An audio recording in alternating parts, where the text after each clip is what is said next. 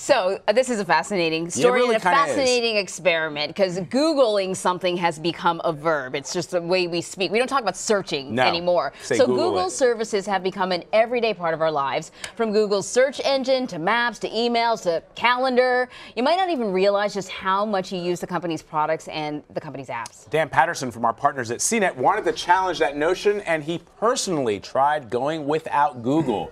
He detailed his experiences on CBSNews.com and attempted to stop using the products from one of the world's largest tech companies, and he found that it is so difficult. And Dan is here to talk us through his failed experiment, I guess.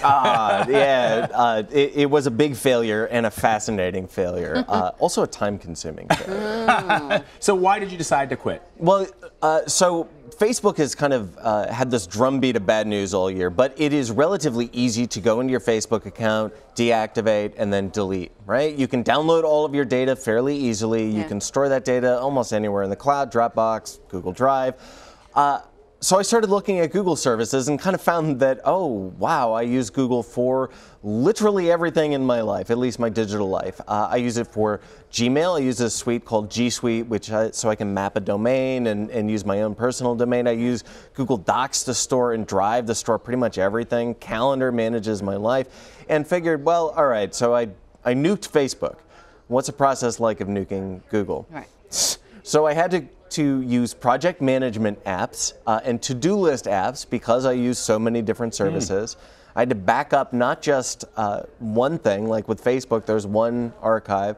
Google makes it pretty easy. You can go to takeout.google.com and select which services you want to download. Turns out I use 61 Google services. Wow. I mean, this is your world. Were you even surprised when you saw 61? I was shocked when I saw 61. Right? I figured maybe a half dozen, let's say up to 10 or so. What would be, give me one of the obscure ones that, I mean, I'm just trying to think, I know that we I wouldn't use, think this is Google. I don't think I use maybe Google Drive occasionally. So give us an obscure one. That's it. Yeah, so there are some kind of obscure services that do data management stuff and let you poke around at sites, Google Sites, right? So never even heard of it. Sites I can create. We use this here at CBS, but I can create my own Google site for danpatterson.com. Yeah, I can go to Squarespace or WordPress and make an actual website, but Google Sites lets me make stuff to manage my own data on the back end. Okay, so it's infrastructure. Google makes infrastructure that helps you manage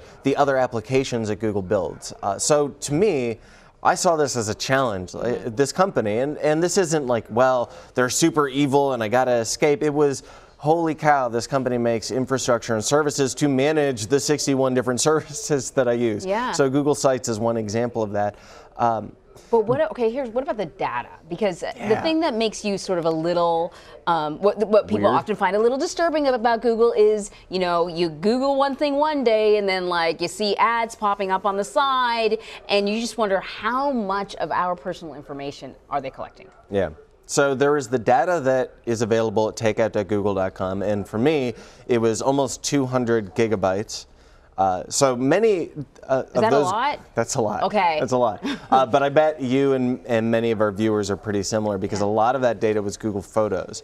And it was hard to get just one. All of my downloads would pause or they would break or they wouldn't be complete. And eventually I became very, very frustrated.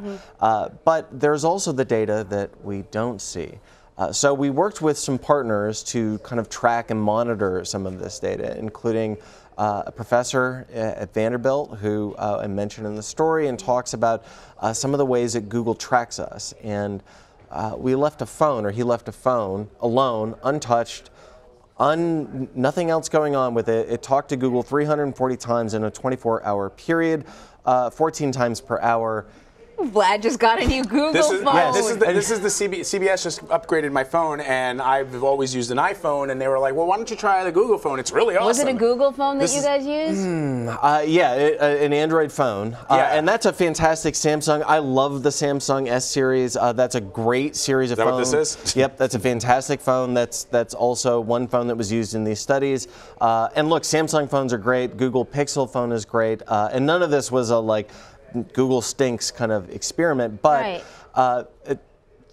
not only did the phone communicate 340 times in a 24-hour period without doing anything, right? So oftentimes we have these conversations like, well, is my phone listening to me? Yes. Well, one way that it's air quotes listening, I mean, there is some evidence that would indicate that some apps do listen to you, but one way that you are monitored or listened to, tracked, is the inter-app sharing. So and you can read the story and see some of the data that we found there, but that applications, especially on Android, will communicate with other applications on the device to learn things. So you'll start to see ads for things that you never searched for, maybe you only talked about, but what if your friends talked about these things? Oh my gosh, Vlad. No, we have this conversation all the time. And how many people watching have the same experience? Yeah. I bet a lot of people. That is fascinating. I suspect that this will really only get used really when I need to use it. It doesn't matter. The field. It already knows. I know, probably already knows. Oh man. All right, Dan, thank you so much. That was really fascinating. Yeah. Check out the article. You can